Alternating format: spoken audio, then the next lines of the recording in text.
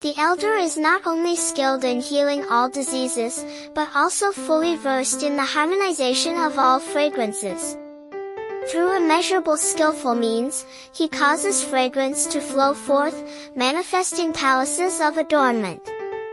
Thus he guides all sentient beings, so that amid purity and wondrous beauty, they realize the Dharma and behold the Buddhas everywhere.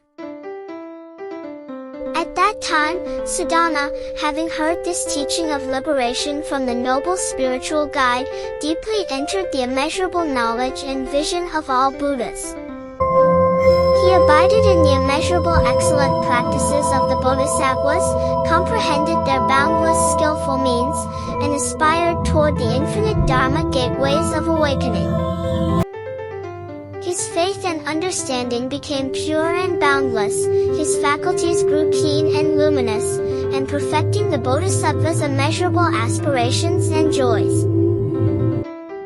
Step by step he proceeded onward, arriving in the land of entwined roots, inquiring everywhere and seeking the whereabouts of that city.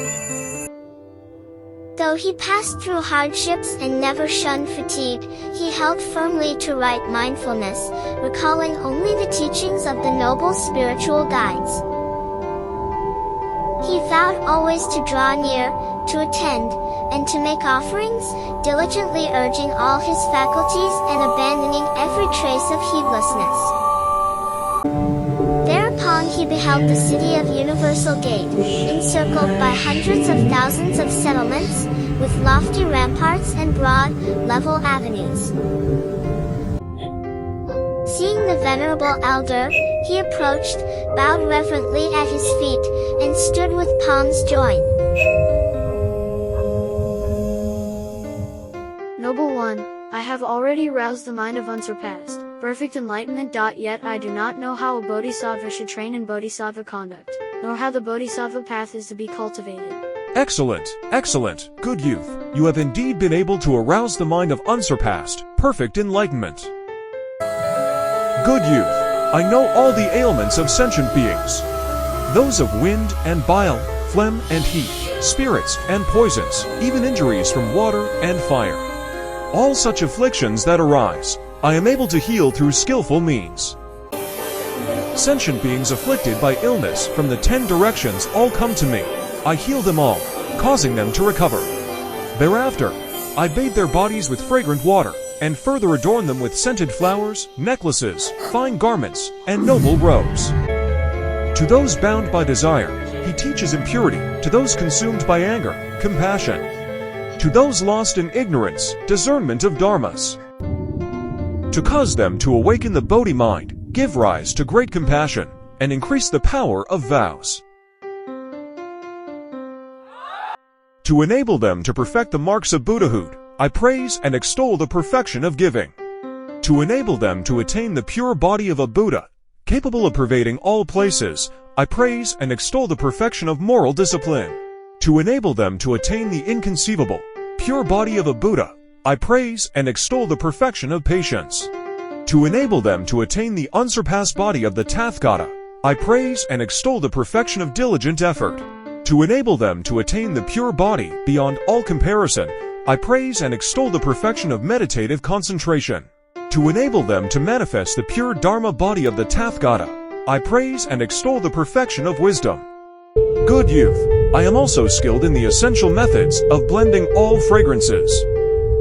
Good youth, I hold this incense as an offering.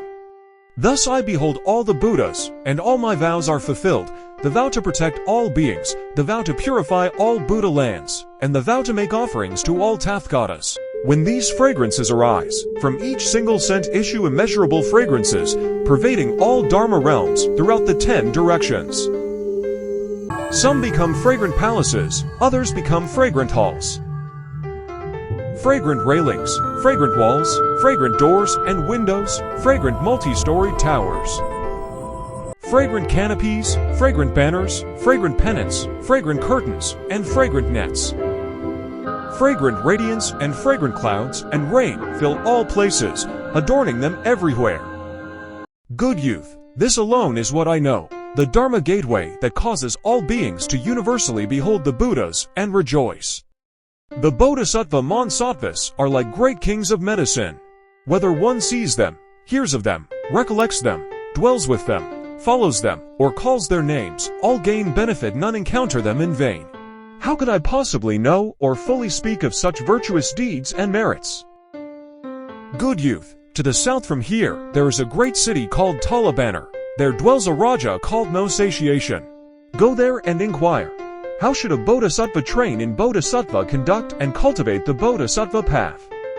At that time, Sadhana bowed at the elder's feet, circumambulated him countless times with earnest reverence, and then took his leave and departed.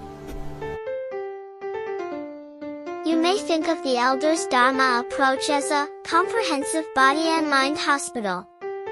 He first heals people's physical illnesses and material hardship with medicine and aid. Once their bodies and minds are at ease, he then prescribes different spiritual remedies, the Dharma, according to each person's disposition. Finally, through exquisite fragrance, an atmosphere of cultivated beauty, he guides everyone to behold the pure realm of the Buddha's teaching.